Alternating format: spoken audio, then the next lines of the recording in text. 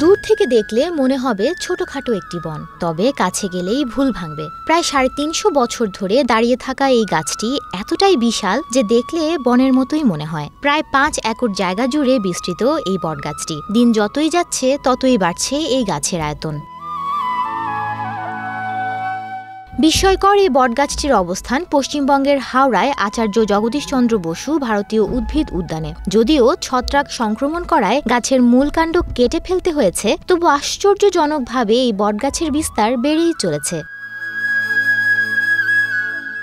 বিশাল আকার গাছটির এই পরিধি বরাবর নির্মাণ করা হয়েছিল 330 মিটার দীর্ঘ রাস্তা, কিন্তু সেই রাস্তার বাইরে ছড়িয়ে পড়েছে গাছটি। ঠিক এই কারণে বোটানিক্যাল সার্ভে অফ ইন্ডিয়া এর উপাধি দিয়েছে চলন্ত গাছ।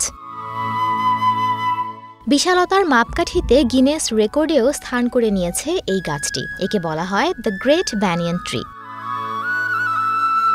প্রচলিত আছে একটি খেজুর গাছের মাথায় এই বটগাছটির বীজ পড়েছিল এবং সেখান থেকেই আস্তে আস্তে বেড়ে ওঠা, এরপর বিশাল আকার ধারণ করতে থাকা। ভারতে বটগাছের একটি আধ্যাত্মিক এবং পৌরাণিক ধর্মীয় তাৎপর্য রয়েছে। এই বটগাছ ভারতীয়দের কাছে অনন্ত জীবন অথবা উর্বরতার প্রতীক, তাই বাড়ি এবং মন্দিরের চারপাশে রোপণ করা হয় এই বটগাছটি।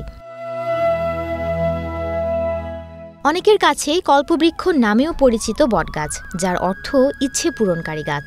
আজব এই বটগাছের উচ্চতা 75 থেকে 80 ফুটের কাছাকাছি। মুম্বাই গেটওয়ে অফ ইন্ডিয়ার মতে এই গাছটির শ্বাসমূলের সংখ্যা প্রায় 42,000। প্রতিদিনই গজাচ্ছে নতুন নতুন শ্বাসমূল।